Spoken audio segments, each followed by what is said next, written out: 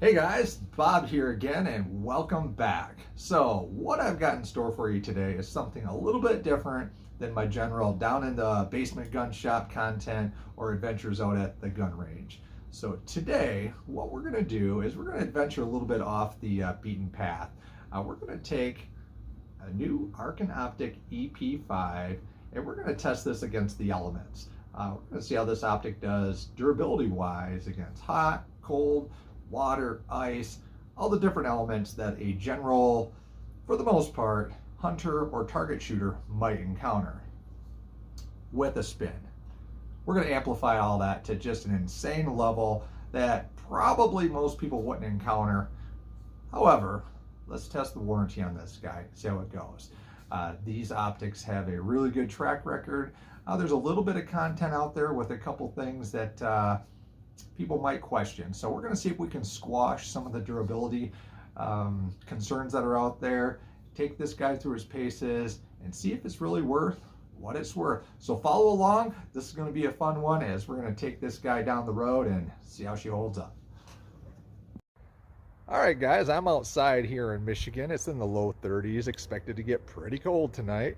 And we're going to test this optic. The first thing we're going to do is see how it does dealing with waterproof. All right, we're going to see if we can squash some of the rumors that our EP5s are not waterproof. So let's get to seeing how waterproof she is. All right, so it's not really a lake, but we'll pretend. All right, well, we're going to leave that there for a while. Let's say 1 hour. All right, so while our optic down there in the water, let me go get something else ready for the next step. Okay, and here we are back down in the gun shop, just as quick as that. So what I've got behind me here is our makeshift pond, lake, river, stream, whatever you may have it, swimming pool. But our optic has been completely submerged for, it's been about an hour and a half now.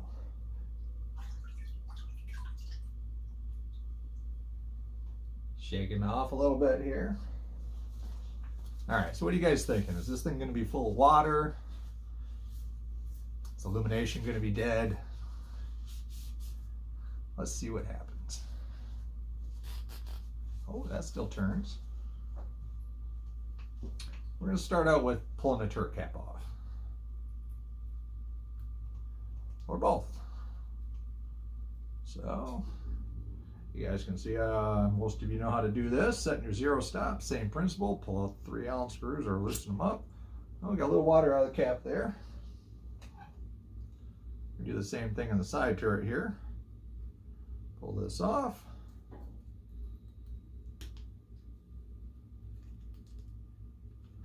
And once we get these off, we're going to leave these off. We got a little bit more torture in store. All right. Water got underneath the turrets, or the turret caps. All right, and shake this off on 1 second here.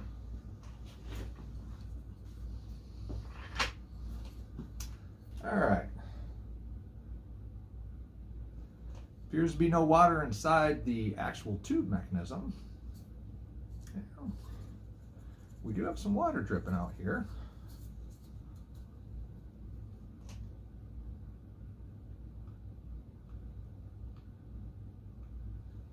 Illumination still works. So at this point we know with our water test that the actual tube that is sealed with pressure and some gas in there to keep it from fogging is staying sealed.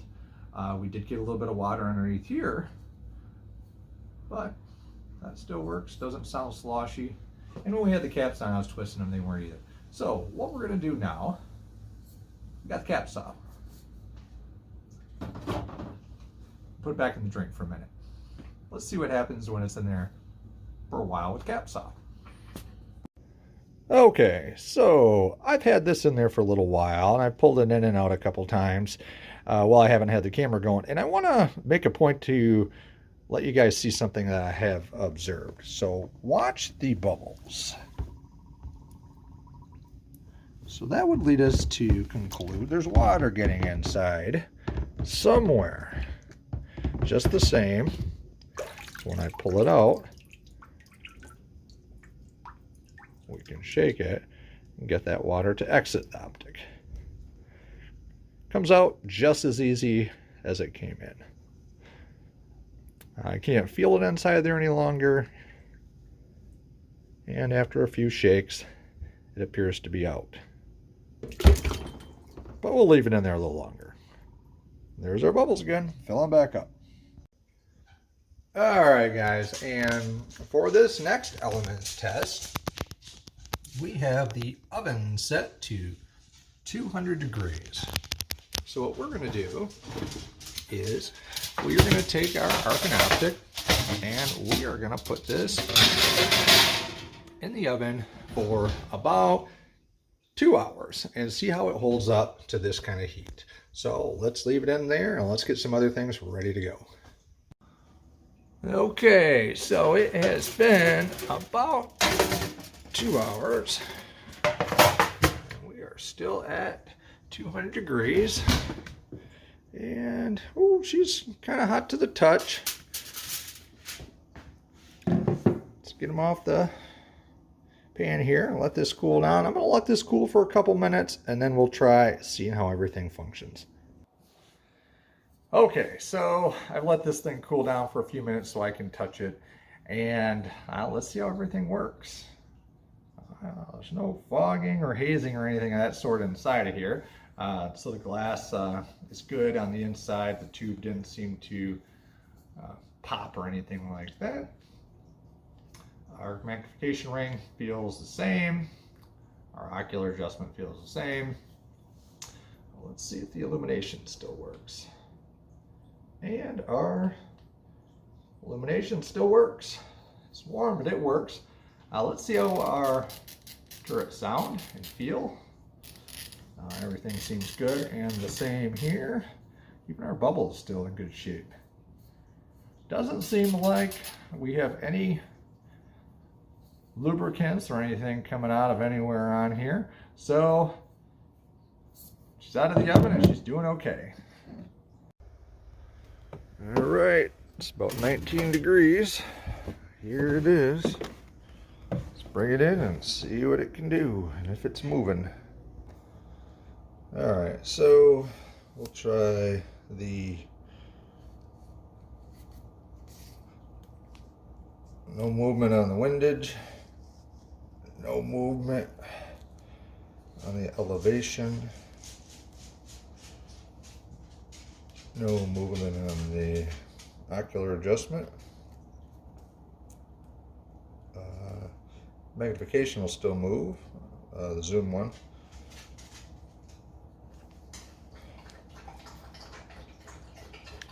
Parallax will still move. The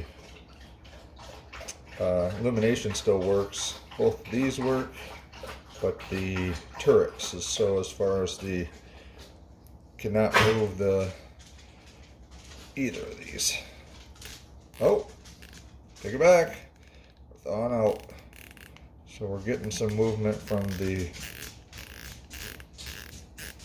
side to side one here. Oh, we're getting some movement from. Oh, it is crunchy. There's ice in there. I'm not gonna keep moving it. I'm gonna let it thaw out a little bit and we'll try it again.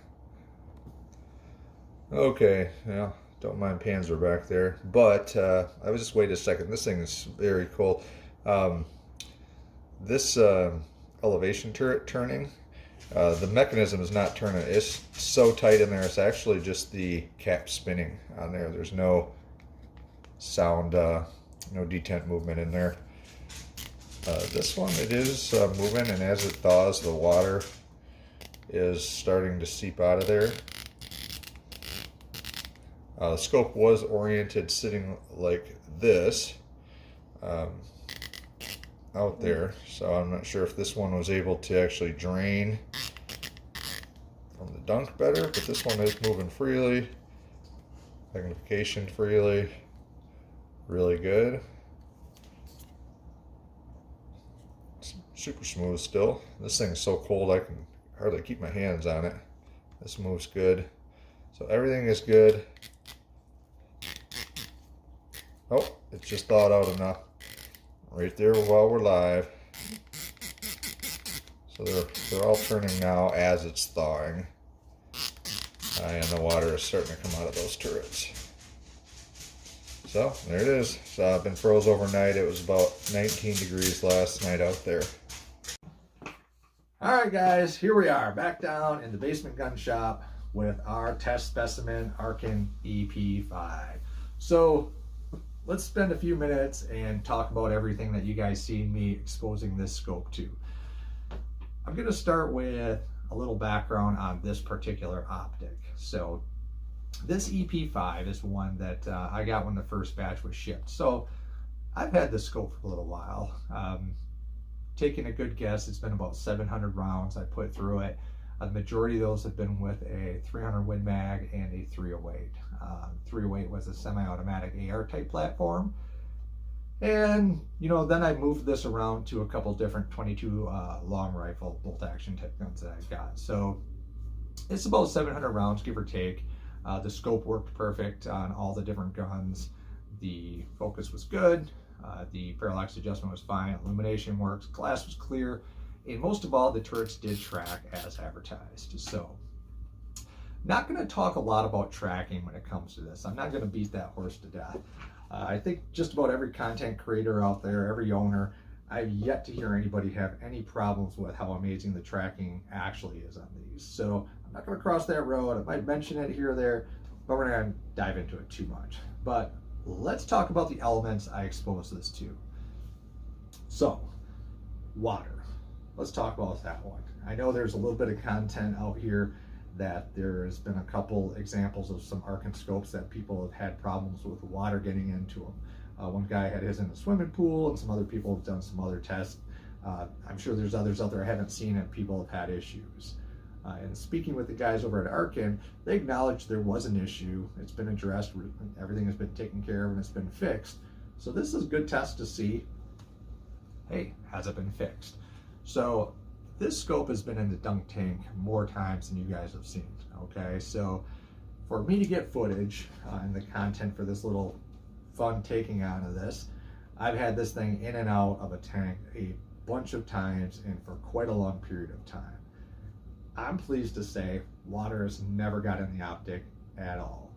There is water that gets underneath the turret caps and superficially inside one of the mechanisms in here. We'll talk more about that in a bit.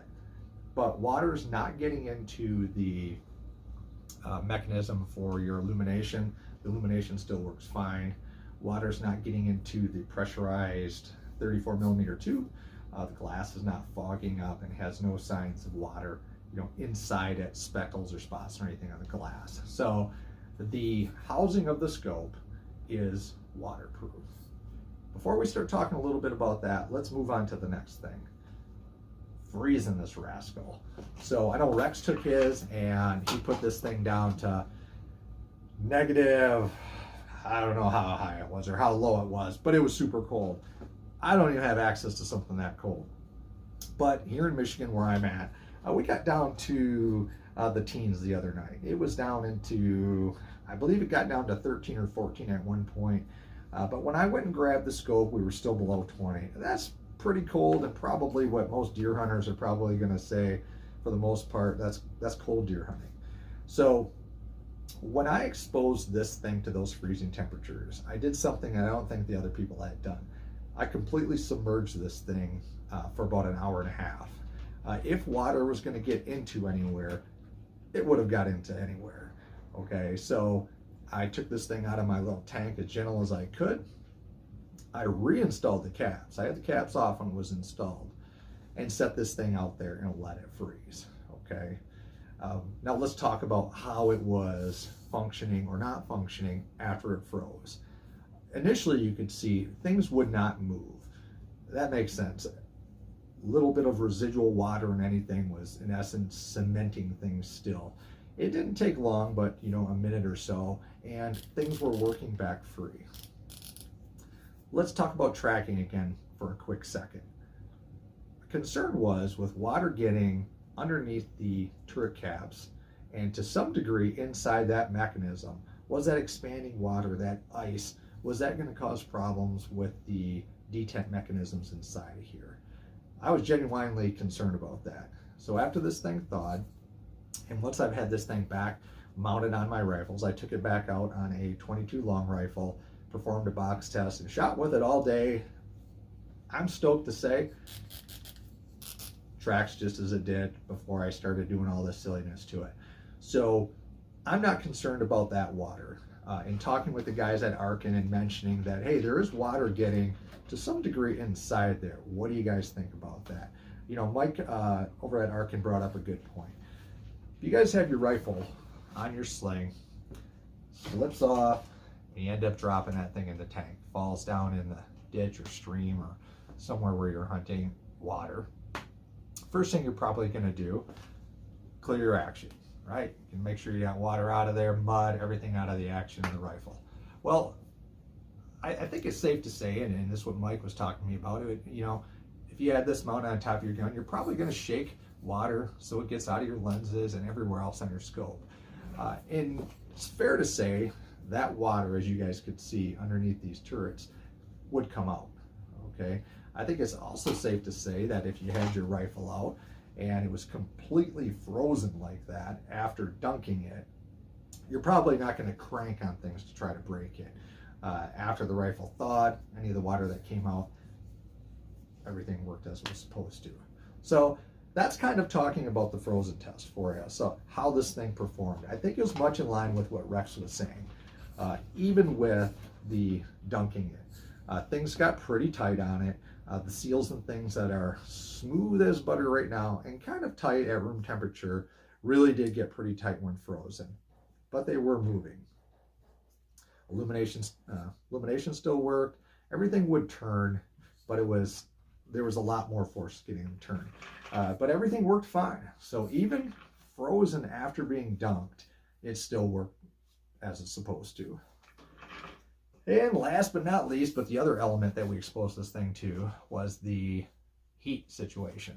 So some people might not think a whole lot about that, but you know, let's see how she does. You know, I know there's guys that hunt in the south and southwest. A lot of us in the summertime, we leave these things in your car, and how hot can it get in there? Are these seals? Is the lubrication going to seep out? And what's going to happen? So I treated this scope like a piece of chicken. It was in the oven at 200 degrees for a couple hours with the battery in it and everything, caps on. And again, no problems with it. The seals have not had any issues. Everything still works. And after cooking it, I did let it cool, but after baking this thing in the oven, I threw it in the dunk tank again. See if water was going to get in, if any seals, anything happened to it. And nothing has happened to it.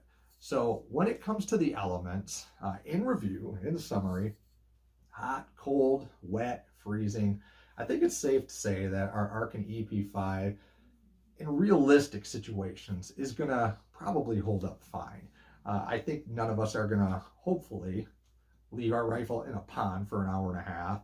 I hope, we're not going to have those kinds of things happen.